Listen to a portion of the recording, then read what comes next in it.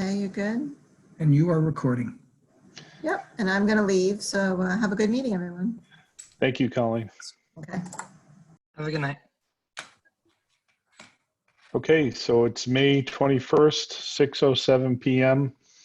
And this is South Kingstown Bike and Pedestrian Advisory Committee meeting, a Zoom meeting as it is. I would like to start off by doing a call to order, and I think I just did that. And then we'll go on to item number 2, the roll call. Ken Burke, present. All the other members. Bill McCusker, present. Jen Judge, present. Michael Souza present. Tim Vogel, present. I'm sorry, go ahead. Yeah, there's a Brady Bunch thing going on there. Thank you. I believe we do have a quorum. I'll note that we also have Paul Higgins that's also logged on. Paul has served valiantly on the BPAC and just want to take a moment to recognize all of his efforts and contributions for regular meetings as well as putting our draft master plan together. So thank you, Paul, for attending. Great job, Paul. Thank you. All right. We'll go on to item number 3, approval of minutes. We had a March 19th meeting. I don't think we had any minutes attached, however. Is that correct, Rob?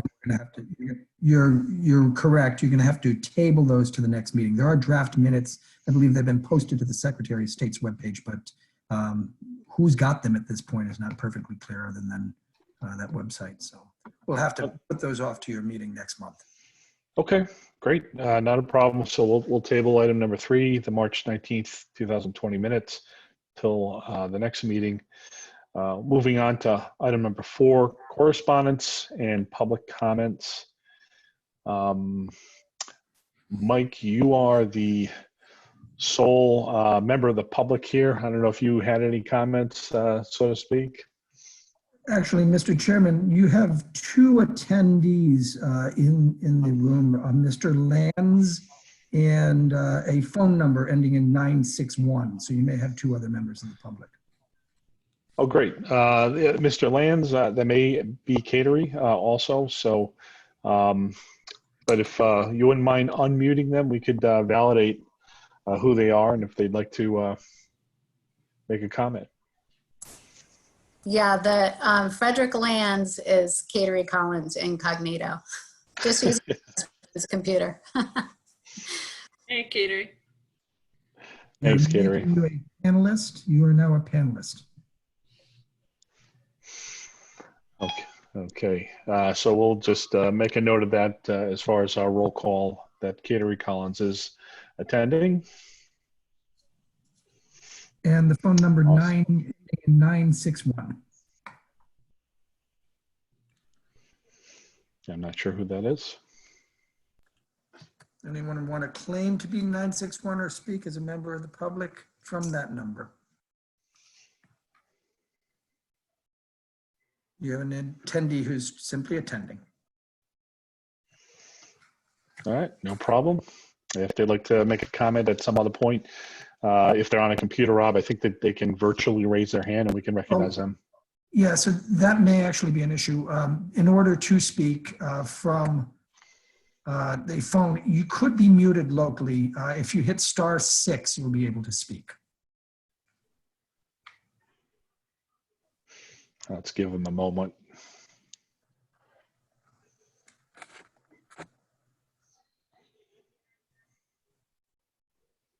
Okay. Hello, can you guys hear me now?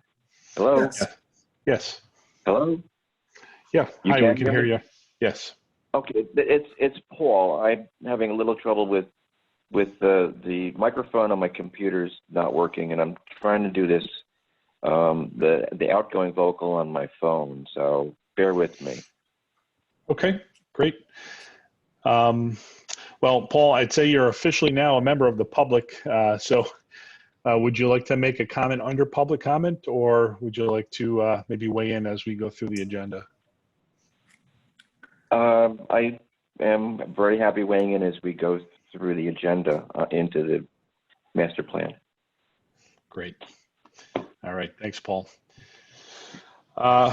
Okay, so I believe that's everybody that's on the Zoom conference or WebEx.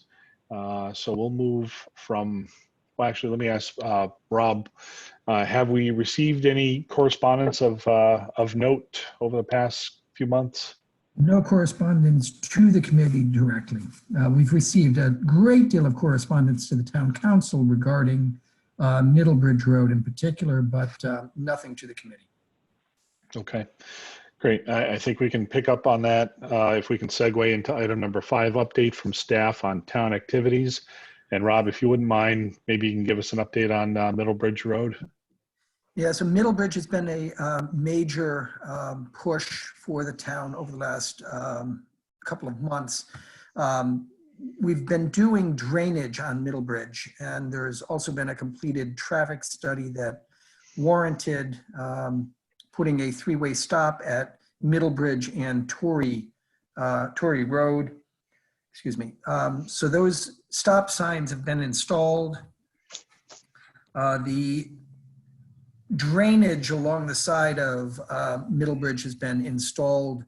A 2-foot wide processed gravel path has been installed adjacent to the drainage, and we are putting in reflective stanchions to let folks know where those drainage ditches begin. So there's been a lot of work that's happened down at Middlebridge. I'm not sure, what the impact is going to be down there. We've received a large number of complaints recently that people are blowing through the stop signs, are not paying much attention to the stop signs. So as of today, this afternoon or this morning, we've increased enforcement on the new stop signs. We'll see how that goes. In fact, if Sergeant Sosa wants to comment on that, that'd be a great time to hear how it's going down in Middlebridge. Well, I know that they did, they put out an email to the OICs this morning, and I know at the very least early on first shift, they had the North car up there in the area. I don't know if he had any success with any violations or stops, but I know he was at least in the area as a presence. First thing in the morning, they got him right out. We moved the trailers from that area.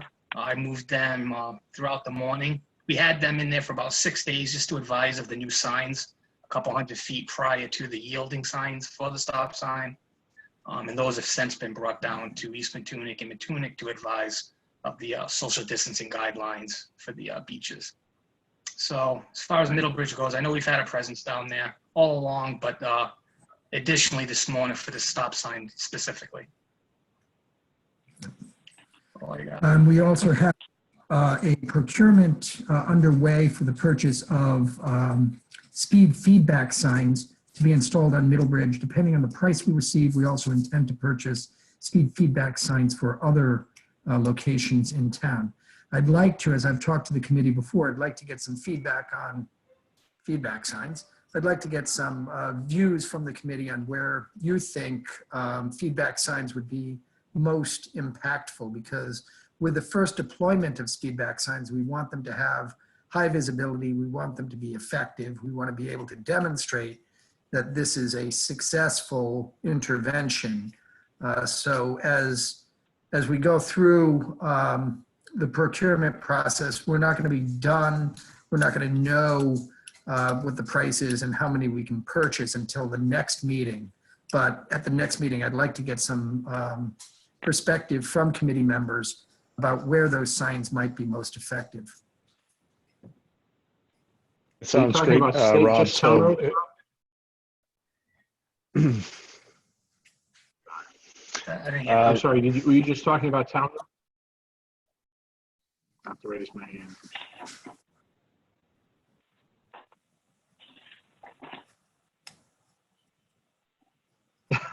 Paul, is that you? Rob, were you talking about I thought town? somebody said something.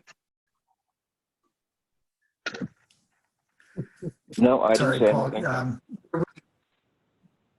Okay, good. Well, do you want me to, So if I could start off? I would say. If I could suggest,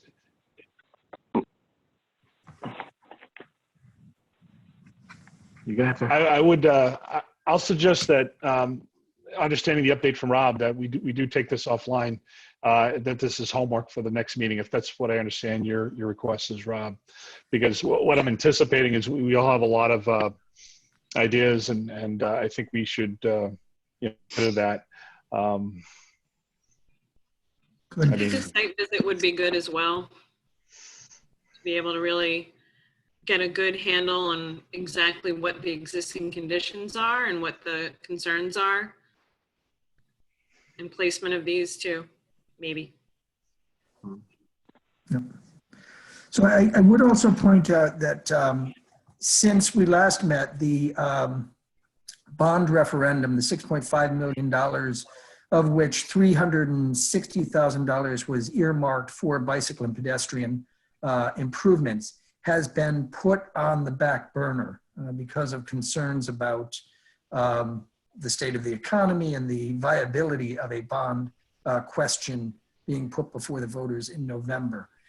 So what we're looking to use for, the funds we're looking to use for Middlebridge and any speed feedback signs is really savings from the snow plows this past winter. It's substantially less money, but it allows us to begin the program without needing to go out to bond. okay. So again, I guess this is under an update from the town. So I think it's appropriate that we move on, understanding that this particular request is a request of the committee to think about and come back next month with some recommendations. If you could, Rob, could you also give us some updates on both the new bike path connector as well as Old Tower Hill Road? So the bicycle path connector, I actually signed an extension of agreement, and we're receiving more state funding under this agreement to complete the bike path. I do not have an estimated date of completion at this point. COVID has sort of thrown this whole project, like many others, for a loop. But we have all of the resources, the revenue necessary for completion of the project is in hand at this point.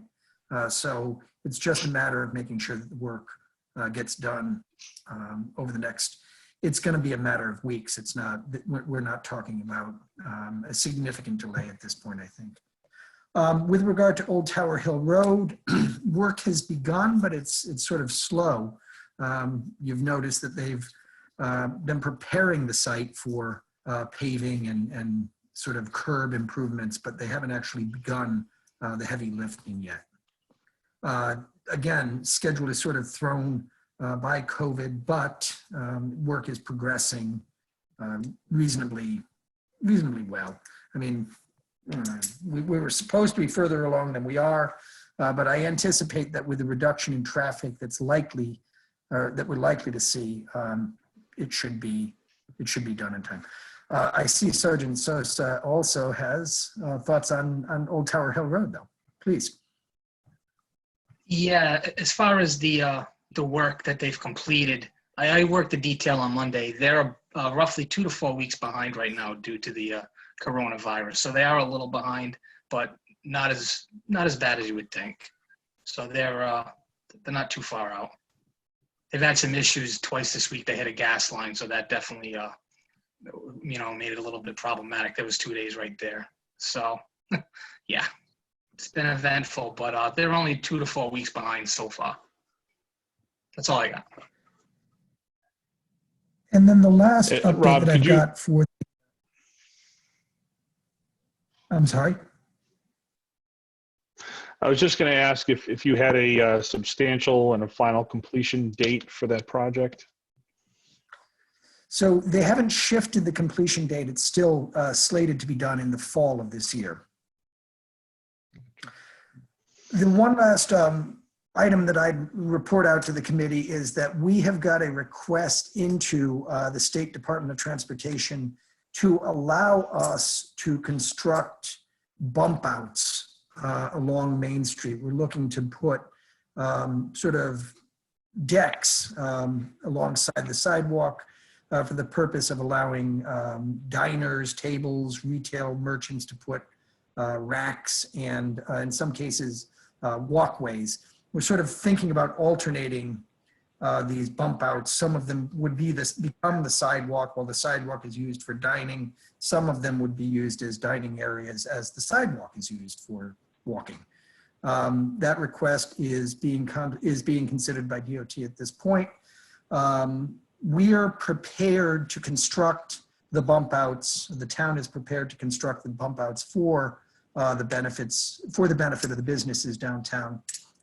It's not a substantial investment, but it is, it is a cost. It's a cost that we haven't incurred in the past, but we're willing to do it because we think it's important to the benefit of the downtown businesses.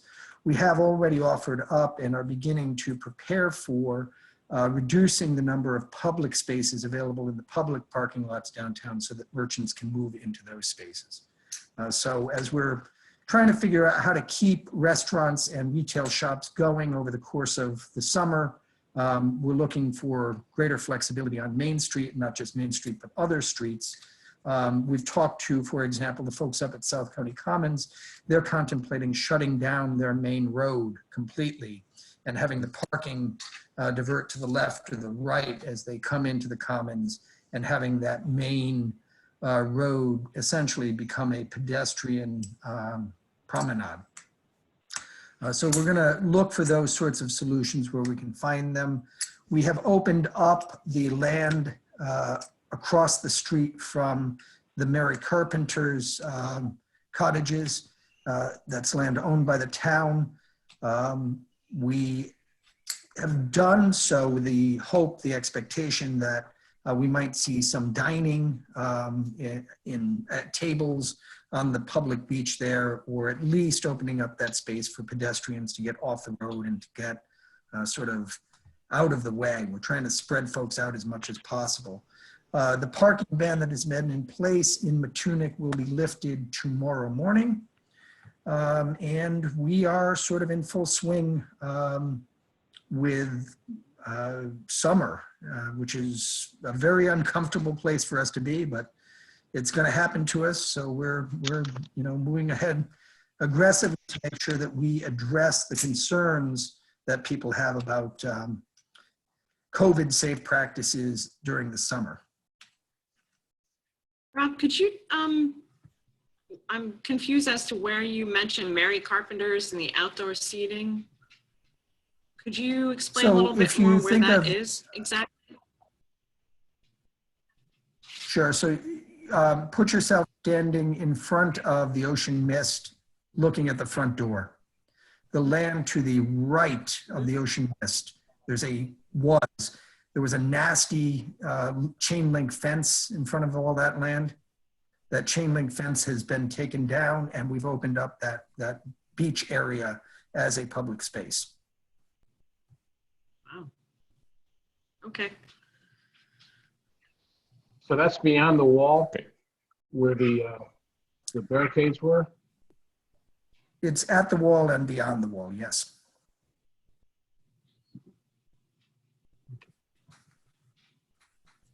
Okay, this is working really well. I'll just ask all the committee members, if you have something to say as we're doing, just raise your hand just so that we don't talk over each other. But thank you, Bill and Jen and everybody.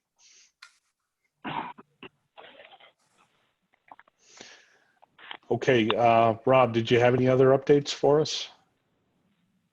I think that exhausts our bicycle pedestrian related stuff right now. Okay. And Yes. Rob, one question about the signs, the speed limit signs or the speed announcement signs. Are you looking for recommendations on just town roads or town and state roads from the Bicycle-Pedestrian Advisory Commission? And would it be more involved if you had to get it from the state? I'm willing to entertain recommendations on state roads. We may just categorically exclude them, even if you make that recommendation, because of the difficulties involved in posting something to a state road. But if the committee feels strongly that we ought to be fighting for one, and we've got the money to install it, I'm more than willing to go talk to the state and say, hey, you know, it's not going to cost you anything. Let us do this. Right. And to that point, if I could, Bill, let's follow up with that on agenda item 8 as we talk about next month's agenda items, because I do want to get to your point for clarity. And Dan, I think you had mentioned doing field reviews. So let's pick this up under agenda item 8, if you don't mind. With the concurrence of the Chairman, committee, I'll Jen has move raised her hand. to item 6.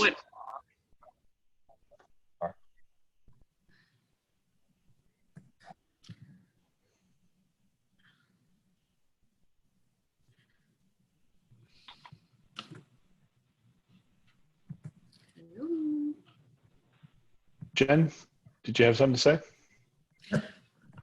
I couldn't hear what Bill said at all. Sorry.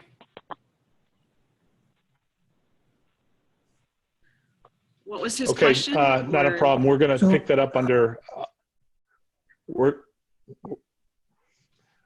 going to pick that up under agenda item 8 when we talk about next month's agenda items. But I didn't even hear what he said, so I don't know what the agenda item is and what's being tabled. Sorry. It fuzzed out. I couldn't hear. It was all broken up. I heard bump out. That Bill? was all I heard.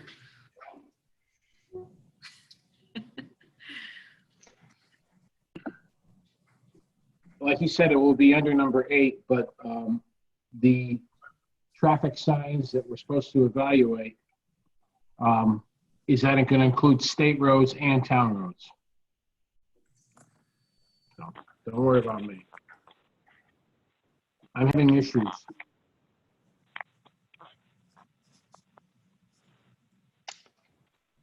Is that clear, Jen? Did you hear that?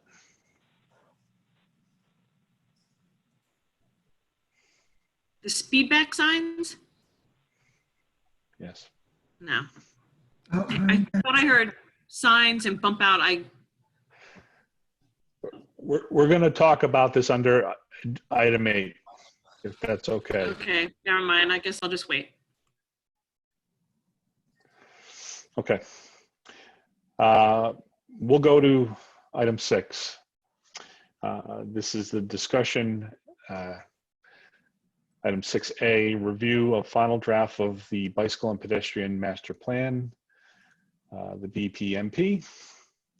And I'll give it a very brief introduction. This has been a work in progress for almost coming on 2 years, ranging from SWOT analysis, analyzing various corridors, destinations throughout the entire town, adjacent community,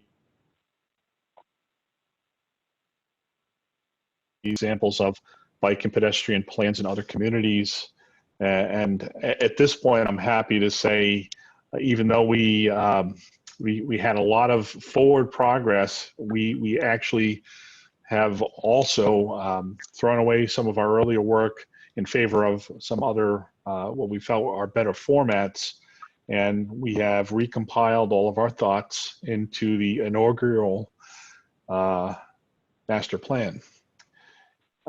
There's a lot of information in here, and from my perspective, it is really the beginning of some more informed decision making for the town, as we are an advisory committee to the town council, and the intention is, that we will be working hand in glove, offering assistance and advice as needed or as necessary to other town departments.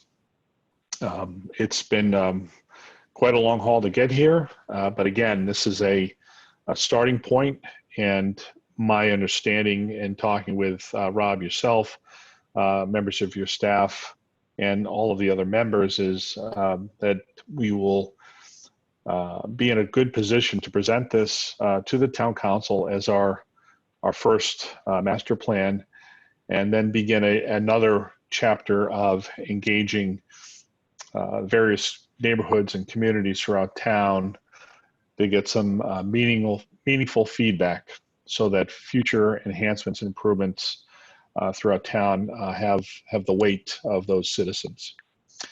And I'll open up the floor to the rest of the committee. And again, if anybody wants to raise their hand, I'd love to hear your thoughts about the draft product.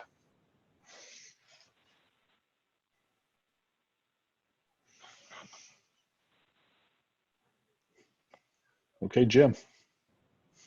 I agree, Ken. I think you captured it well. We've worked hard on this. We, I think, got to the point of where maybe we circled once or twice back on a few things, but I think this captures the essence of the discussions we've had for probably close to a year or so, I think, in trying to get this to where it has to go. The BPIP, I think, is very good. Paul did a great job of organizing the kind of hit list, if you want to call it that, or whatever, the issues that we've had in either letters or people showing up. And then I think we were able to build that, into this document as the first part of this. I'm sure it evolved and to go to things. A personal note, I was disappointed when the issue happened and fatality on Middlebridge. I wish we had this before that, but at least here now, I think we have this, and it will help us implement maybe the right solutions to prevent those things in the future. So, Mr. Chairman, if I may, I'd just like to make one notation about Middlebridge. It was a very unfortunate event, but it was also an event that involved an impaired driver, and it was not necessarily a design defect. It was in many ways just a human challenge that we've got to address across society, not just on Middlebridge. Okay. Yes, Mr. Souza. Yeah, on that thread, it really doesn't appear as though speed was a factor in that crash. Everything still has to be adjudicated, but it's an unfortunate incident. It's horrific, but unfortunately, alcohol was a very large role, if not the role, excuse me, in that crash. But there is a lot of pedestrian foot traffic on that roadway, so it's it's a tough area. But that's all I have on that thread. I just, it was an alcohol-related crash. That's all I got. Sorry. Gatorade. Go ahead. Katie, You're you on have mute. to unmute. Oh, okay. So I just wanted to say, yeah, congratulations to all of us for all the hard work that we've put into this draft plan. I think I've been out on my bike a lot and walking a lot in the last multiple months. And just we have a lot of work to do, but we have a lot of great access in our town. So feeling proud, and the amount of people out on bikes, on the bike paths, has just been phenomenal. So I think it's really a good time for this to be done, and that we'll have a lot of energy behind us after these 2 months of people being outside walking and biking.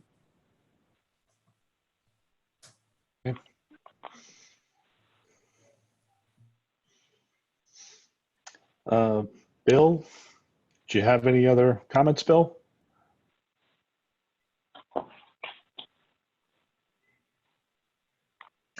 Muted.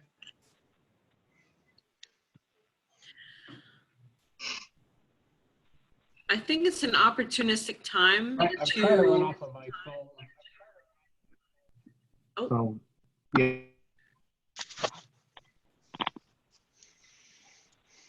Yeah. Okay, Bill's good. I'm sorry, Jen.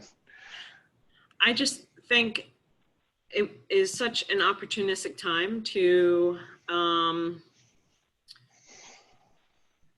take advantage of the fact that people are considering outdoor dining and having more outdoor space along Main Street at this point. It sort of aligns with what Parking Day has been advocating, and I've been part of that for the past 5 years, at least in Providence. So it should be interesting if we can continue these efforts after COVID to see what the local residents and business owners think of sacrificing a couple parking spots here and there, whether it's in the parking lot or on Main Street, because I think those will help slow people down and be a bit more cognizant of sharing the road with everybody. So I look forward to hearing what public comment will be after this, once we're able to in a safe way. Thanks, Jen. Hey, Paul, did you want to make any comments about all of your great contributions to this draft master plan? Well, certainly, yeah. I mean, first of all, before I start moving my lips without anything coming out, can you hear me? Yes. Okay. Whoever reformatted this in the town departments did a pretty good job. I found a bunch of little glitches in formatting and a few other things that are not major. Rather than take up time here, since we can hardly hear each other sometimes, I'm just going to outline them and send them in to you all, and you can take a look at them. There was a big section that had a lot of links to, like all the standards and stuff like that. That is referenced in the document. It was referenced as the wrong chapter. Where was that long list of industry standards and interest group best practices? Was that pulled out of the document on purpose to shorten it?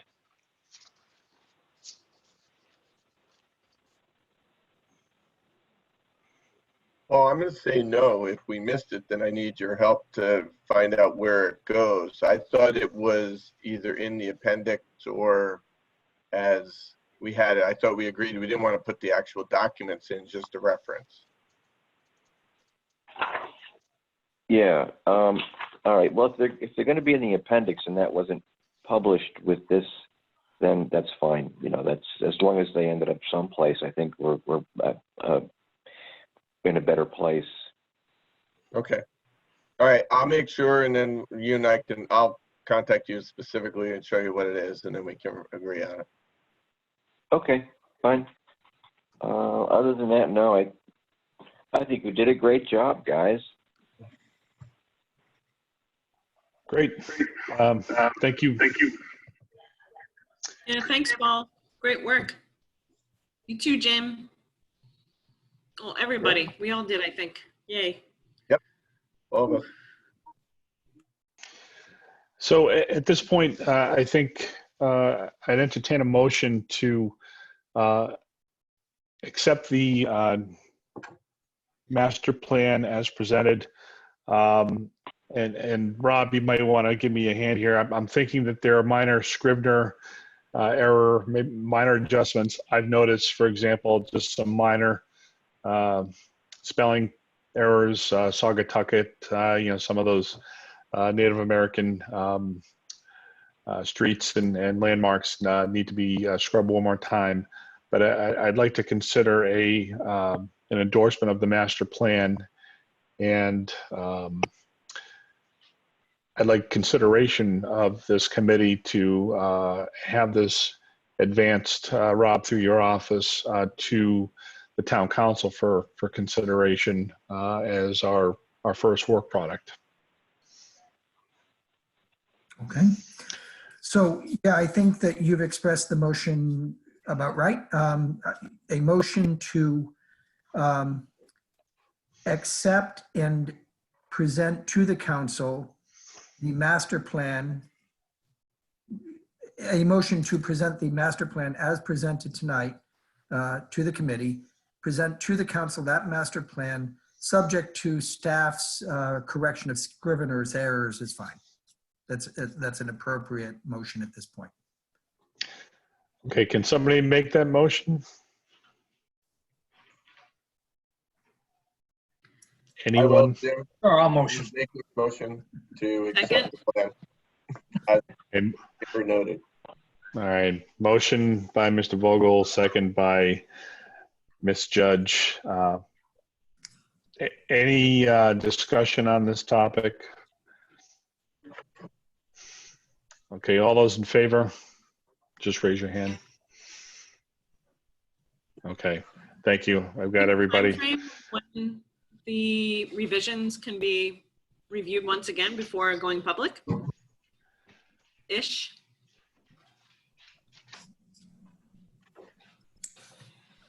I'm not making that, that's not the motion, but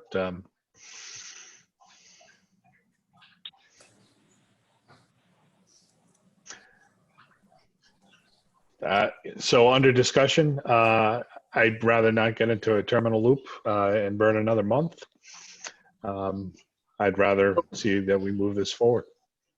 Yeah, and if there's any of those things that I can get in there now, like Paul and I will review that appendix item, but it's not in the main part. If there's the typos, Ken, let me know. We'll get them now, or anything else.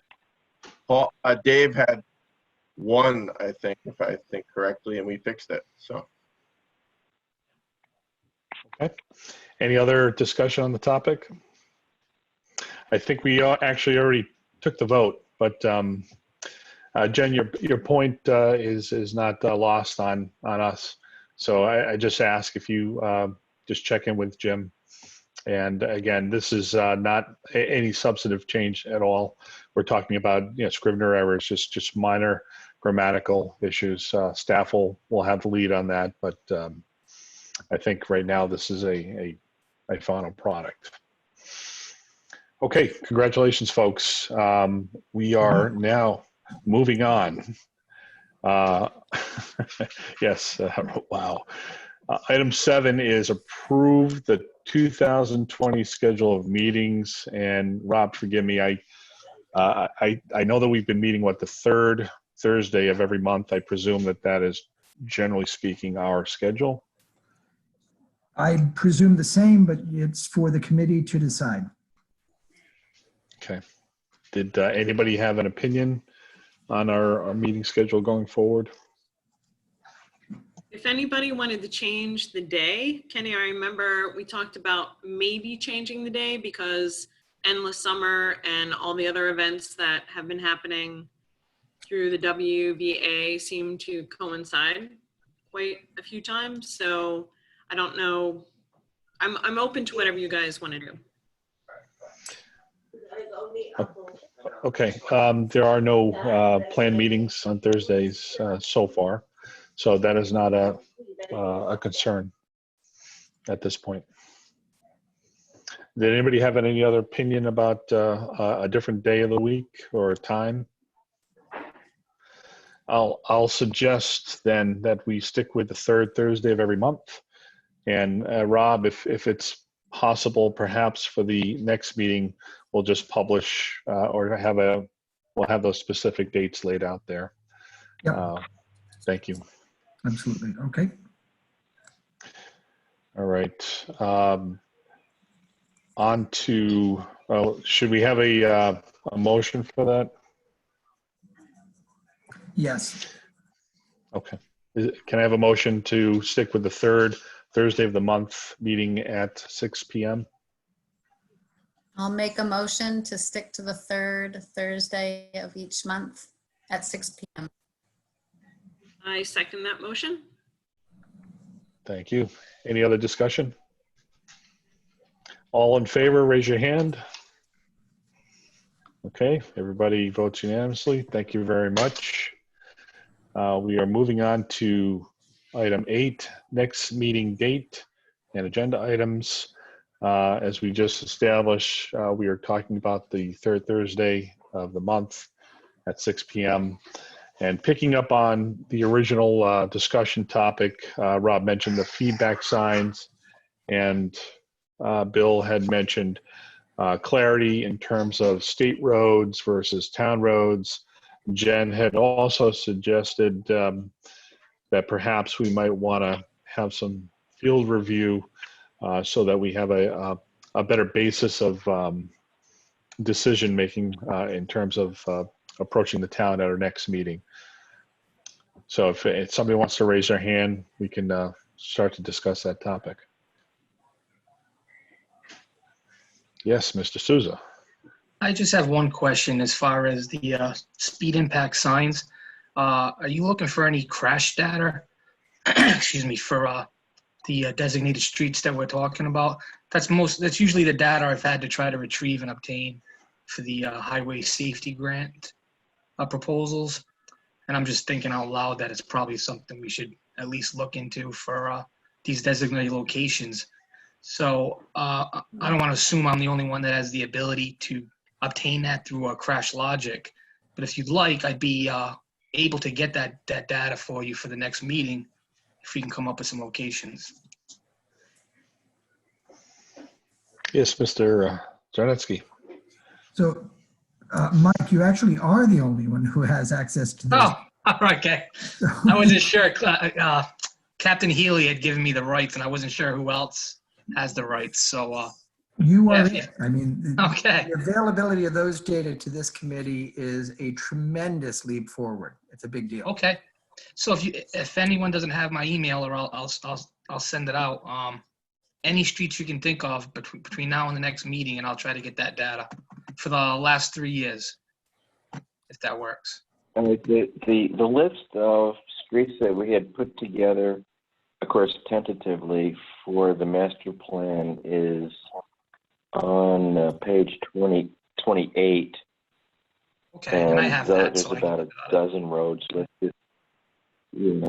And that was based mostly on old feedback from things like the handlebar surveys, the village studies, even Facebook. You know, if you could take Facebook as a community feedback mechanism.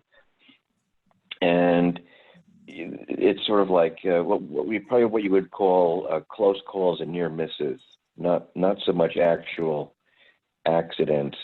Mm-hmm.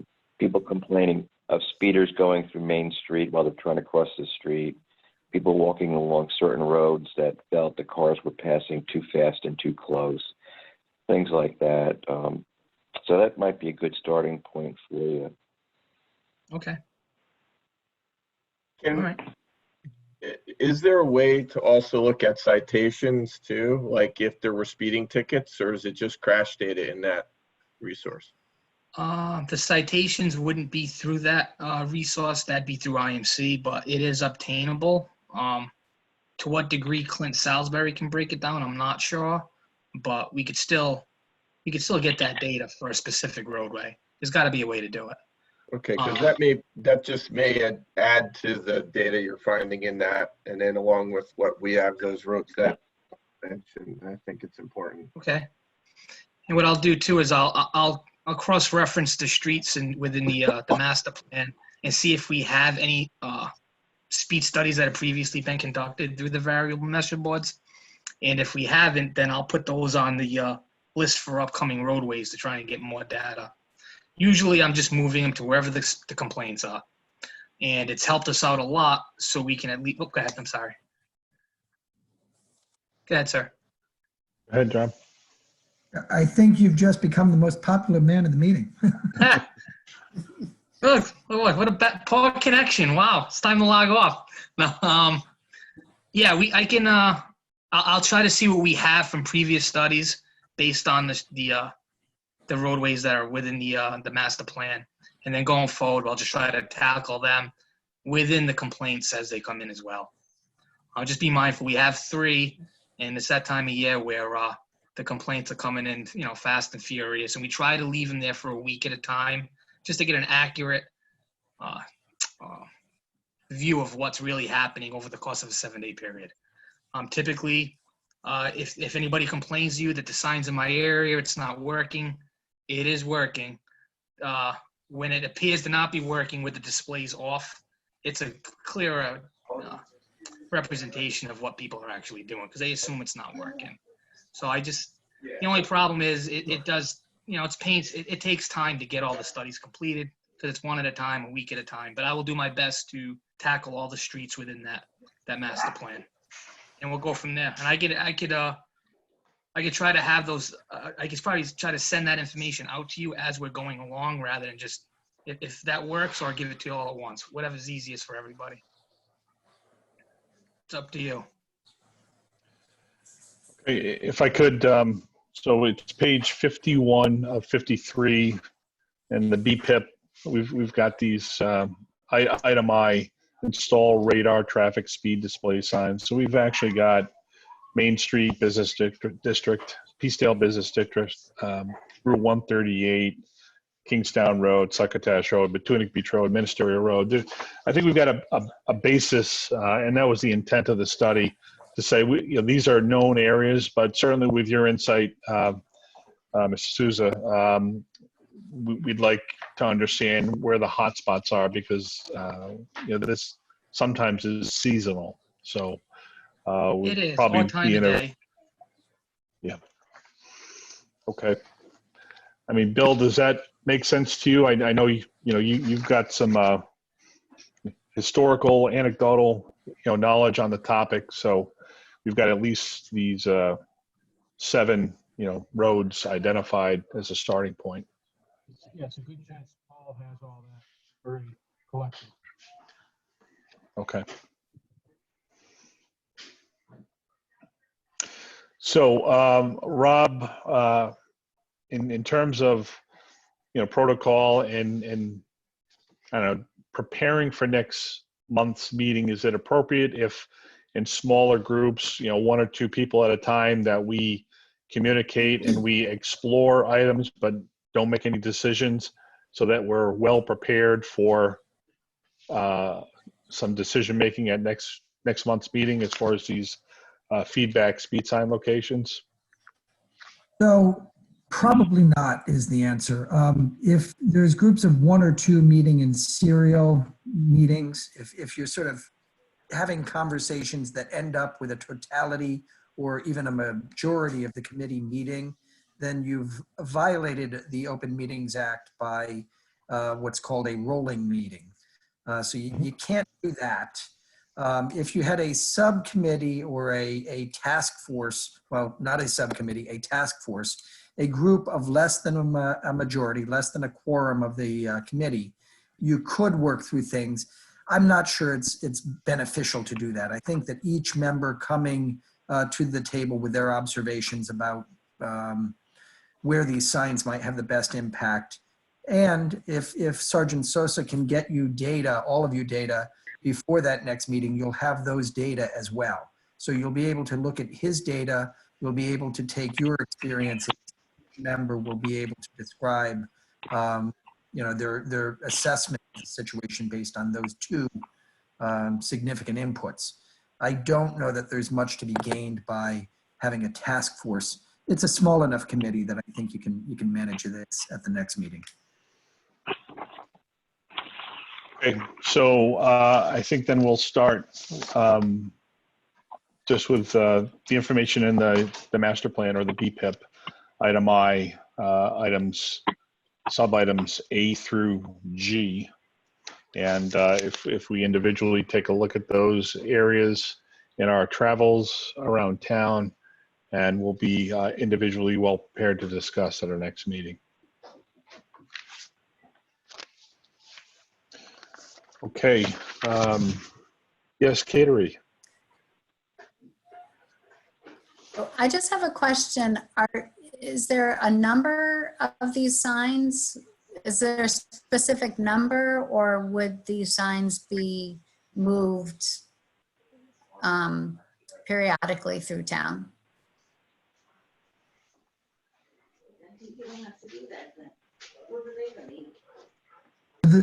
The signs that we're contemplating purchasing are permanent signs. They would be installed like any other speed sign. Okay. They are solar powered. They're permanent signs, though. They don't move. Okay. Okay. And do you know how many there would be? So no, much of it depends on what the price we get back on this solicitation is. If they're $5,000 a piece, that's one number. If they're $4,000 a piece, that's a different number of signs. but we're probably looking at a budget that covers fewer than 10 at this point. And if you want to do them going in both directions on the same sign, we're really talking about 5 interventions, five road segments. Yes, Jim. Are the data available from them, like the device that Sergeant Souza talked about? Are we able to track, either time of day or numbers of cars or speeds or other things? Sergeant? I don't know too much about them other than I think it's like anything else. It depends on what you're looking at. Every device will have various capabilities. If I think the ones through Traffic Logic, who we use now, all traffic solutions, I'm pretty sure it's similar data. It's just a software system, and it all works remotely. I'm not sure. I think some of them have some type of a memory chip within them to which we'd have to dump them. I'm not sure. Again, it all comes down to how much you want to spend for a sign. Okay. Jim, And I do think, excuse me, I'm sorry. I do think that's the issue. The issue is whether you're looking for radio transmitters associated with these feedback signs that's sending it to a central location, whether it's a chip in the thing. Those are all variables on cost. They all, obviously drive price. Understood. I guess, to me, looking at it from, us trying to get the information, because as you know, the discussion turns to, is it seasonal traffic? Is it URI students? Is it all these other things? It'd be better, whatever we do get, to help us navigate those discussions when they come up. And that's all I'm suggesting is a way to do that. And I think long term, if we see the effect, then obviously it makes sense to move it to other places where we can. I think we had a brief discussion months back. The kind of step beyond this is the traffic cameras that can give out citations and things like that. So with the data from this, that may warrant it, and then obviously those produce revenue and then could pay for them in a different way. That's another way I know other communities look at this.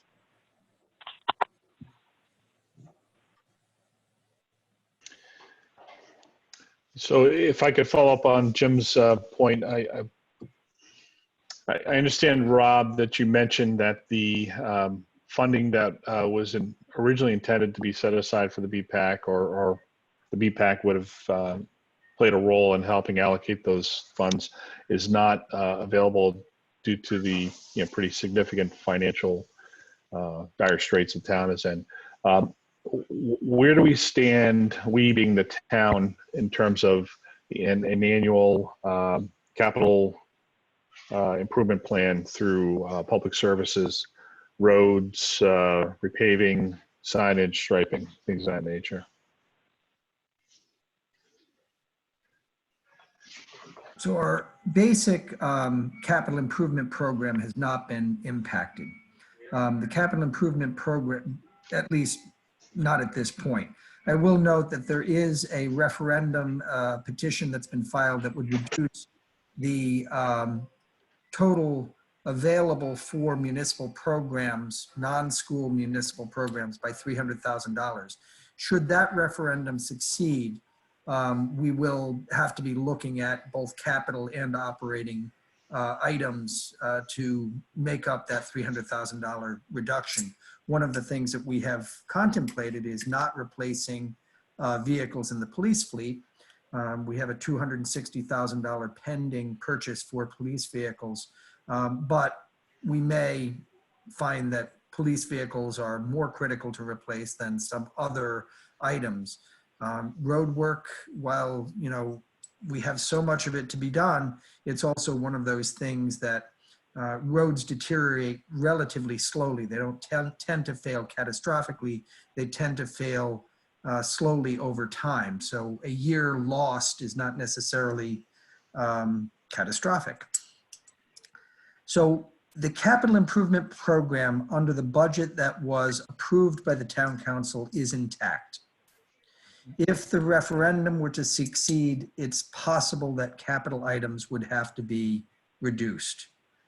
What we had contemplated in our capital improvement program was a $6.5 million bond that would go to the voters in November. That portion of the capital improvement is not intact. The rest of the plan is intact. That is not. And in that $6.5 million was $360,000 that was earmarked for bicycle and pedestrian safety improvements. So the rest of the program unchanged at this point, but potentially changed depending on the outcome of a referendum question, scheduled for a vote at this point on July 9th. Okay. For the committee members' consideration, we're obviously advisory to the council, and I think one of the other supplemental goals is to be supportive of town staff and their normal operations. So I personally believe it's important that their infrastructure programs remain intact. I'm not really interested in getting involved with town politics per se, but we might want to have a discussion at our next meeting in terms of how to effectively and appropriately advocate for safety features that relate to the Bike and Pedestrian Advisory Master Plan.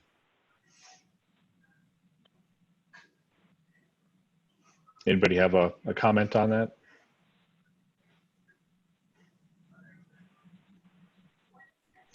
I'll go with Bill first. No. No? Okay, he's good.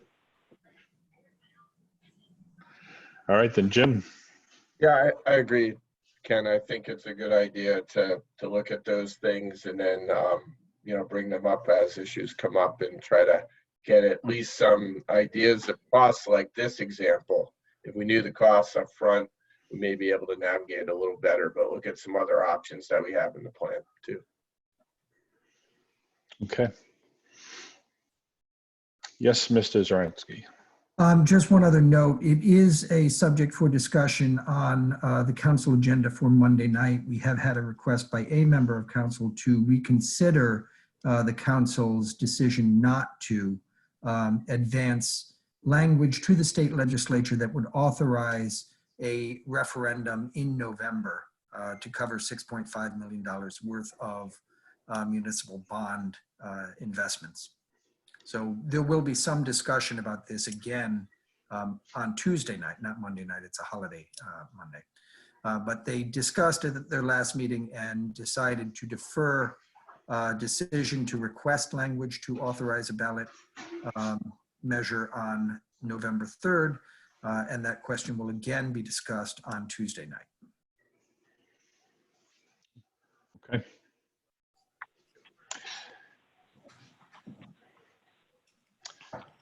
Okay, did the committee members have any other questions or comments or any other ideas for agenda items for next month? Yes, Kateri. I'm just wondering, I've read about a lot of cities in Europe and the United States, including Providence, closing roads to vehicular traffic and increasing public walkways and bikeways. I'm just wondering if there's any discussion about any plans like that in South Kingstown? So, yeah, this is sort of the Grafton Street Dublin model. I mean, Grafton Street was a mess before they closed it, and is probably the heart of central Dublin at this point, since they've closed it, now probably 30 years ago. We have talked about it. It is complicated because each business sort of evolves to fit a niche, and if you change things, you invariably have a negative impact on some and a positive impact on others. So there aren't too many places where it makes a lot of sense, but in terms of roads that we could shut down now to give more space for businesses to move into. The ones that we've talked about that seem to make some sense are Chapel Street up in Kingston, adjacent to the Emporium, and Robinson Street in Wakefield. But again, the issue of what that does to each and every individual business becomes a central issue. That conversation so far has been, I'd say, floated, but there hasn't been a whole lot of enthusiasm about either of those locations.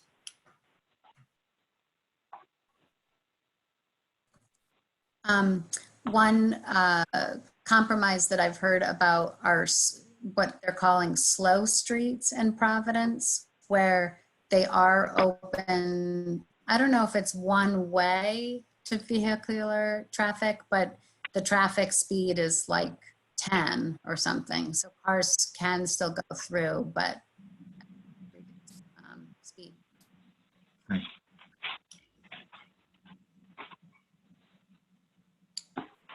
Okay, did anybody else have a comment or a suggestion for next month's meeting? Is there a motion to adjourn? Sure. Okay, Bill makes a motion, second by Mr. Vogel. All those in favor? Aye. Aye. All right.